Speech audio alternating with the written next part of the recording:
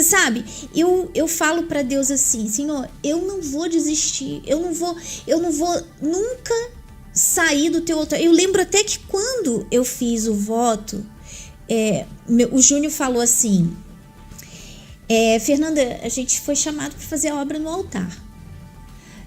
E eu assim, aí ele falou assim: faz as malas. E eu assim, peraí, mas qual a parte que você pergunta? Se eu estou de acordo. Se eu estou de acordo, como que é? Não tinha isso não, já faz as malas. Mas naquele momento, eu pensei assim: meu Deus, eu não quero plano B na minha vida. Eu não quero plano B. Sabe o que é o plano B? Assim, eu vou, mas se não der certo, eu posso voltar e fazer isso, a gente pode tentar aquilo. Eu falei para Deus na mesma hora. Eu lembro, eu estava dentro do carro quando o Júnior me falou. E eu lembro que eu virei o rosto e eu comecei a falar com Deus. E eu falei: Deus, eu não quero plano B. E do seu altar, eu só vou sair morta. Do altar do Senhor, eu só vou sair morta. E muitos têm medo de fazer, muitos não fazem esse voto. Muitos não têm essa coragem, sabe, gente? Eu fico imaginando, porque eu e o meu marido, quando nós fomos chamados, nós éramos obreiros, a gente servia, a gente morava fora do Brasil, a gente morava nos Estados Unidos e a gente tinha uma condição financeira boa, estávamos casados há 1 ano, assim, cheio de planos para o futuro e tínhamos de tudo, não faltava nada. A gente morava num país que, assim, eu nunca ia querer sair de lá se eu não tivesse entrado para o altar. Primeira coisa que aconteceu, a gente indo para o altar: faz as malas que vocês vão embora. E o que aconteceu? Eu tinha uma situação financeira boa, a gente tinha tudo. E tudo para arrebentar, porque a gente tinha a fé. Mas quando eu penso em como que a minha vida seria uma vida egoísta, uma vida burra, de juntar o que para mim? Porque quando a gente morre, a gente não leva nada. O que eu ia juntar? Ter a minha vida, ter a minha família, ter filhos, botar filho no mundo, um monte de filho no mundo para depois o filho ser rebelde, ser difícil para ele se converter, esse filho enfrentar esse mundo podre aí fora. E eu fico assim: meu Deus, que maravilha. Puxa, muito obrigado, o Senhor ter me escolhido e me chamado para fazer a sua obra. Aí eu falo para você, a gente foi para outro país, fomos para Inglaterra e lá a gente passou por situações, foi muito difícil, nós passamos por situações que eu nunca tinha vivido antes. Eu olho para trás, essas coisas não me entristecem, elas me alegram. Então, quando a gente tem o chamado para o altar, eu pergunto para você, eu falei isso para minha sobrinha, né? A minha sobrinha, ela tá na obra hoje, né? Casou com um pastor, tá fazendo a obra. Ela morou comigo antes de casar e eu discipulei ela. E eu falava para ela assim: Gigi, pode faltar tudo, minha querida.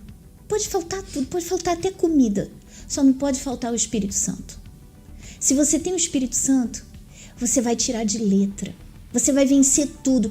Vai ter dificuldade, vai ter momentos, vão ter momentos, sim, mas você vai tirar tudo de letra. E vai ser tudo que acontecer com você vai ser para acrescentar na sua vida. Vai ser para ser melhor, você ser uma pessoa melhor. E é exatamente isso. Quando eu olho para trás e eu vejo as dificuldades, aquilo me alegra. E uma coisa que também... Qual o medo? Medo do quê? É justamente isso. Se você tem o Espírito Santo. Tem muitos que comentam assim: eu não sei se eu vou ser forte o suficiente para estar no altar. Sentimento, porque a força... é uma decisão.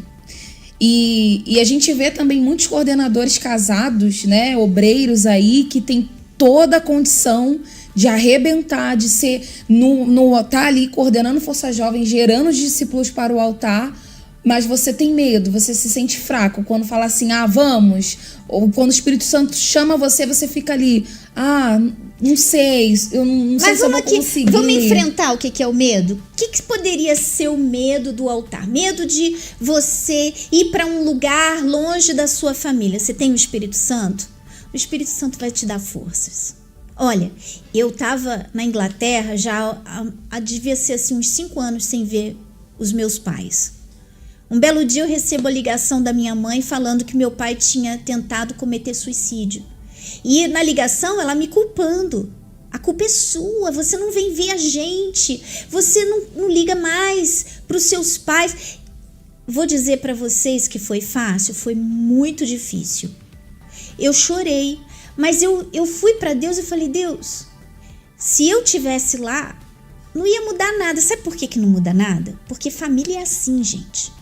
Você tá ali, chegou, é novidade. Dali a alguns dias já tá tudo brigando, falando pra você assim, se quiser vai embora então, sabe? É assim. Então, o que aconteceu? Eu pedi a Deus forças e eu estendi a mão numa direção e eu falei, meu Deus, o Senhor cuida do meu pai porque eu entrego ele e o Senhor cura ele e o Senhor faz o que tem que fazer e tá aí o meu pai até hoje. Tá lá. Deus cuidando dele. Porque eu confio. Então, olha o trabalho do Espírito Santo. Mas tudo que você tem que fazer é viver a palavra e confiar no Espírito Santo. O problema é que, de repente, você não quer viver a palavra, você não confia no Espírito Santo, de repente você nem tem o Espírito Santo e pensa que tem. Aí já são outros 500. Olha, altar sem Espírito Santo realmente não dá, não existe, porque é para quem tem o Espírito Santo, porque o Espírito Santo nos faz guerreiros, sabe? É o Espírito Santo que faz a gente vencer tudo, a gente olhar para as dificuldades e rir, sabe? Sentar no chão, não tem sofá, vamos fazer uma mesinha aqui de papelão? Né? Eu tinha uma amiga que falou isso pra mim. Olha, Nando, a gente fez uma mesinha de papelão, sentamos, comemos, demos risada, foi, sabe? Olha só. Isso aqui. É porque tudo é a maneira como a gente olha a situação, né? A gente enxerga. Pode falar, Ju. Não, e é engraçado porque, por exemplo, quando eu estava no átrio como obreiro, né, eu, Cadu ali casado, servindo a Deus, a gente colocava toda a nossa força, toda a força no ganho de almas. Mas sabe quando você tinha aquela impressão que ainda estava faltando algo? Que embora tivesse todas as condições ali favoráveis, tudo direitinho, um apartamento, dinheiro para fazer o que quisesse, mas estava faltando alguma coisa? É o que muitas pessoas vivem, elas se sentem dentro de uma vida incompleta, porque às vezes está aí parada no medo. Uhum. No medo de achar que não vai conseguir, no medo de achar que não é capaz. Mas aí entra a palavra de Deus, né? A decisão que a palavra de Deus ela nos mostra, nos leva a tomar, de crer. Entra a questão de fé também, né? Porque o altar, para você estar no altar, você tem que ter fé. E para você ter fé, você não pode duvidar. Então, tem que observar isso, né? E assim, no altar você passa várias lutas, várias guerras, mas você tá feliz. Você se sente completo. A gente aprende com cada uma delas. E com cada uma delas. E tem gente que fica olhando, né? Às vezes falam assim, mas a gente vê pastor fulano saiu, pastor ciclano também. Para de olhar para quem saiu. Olha para quem tá aqui. Exatamente. Olha para quem tá. Olha para quem tá ali e tá feliz.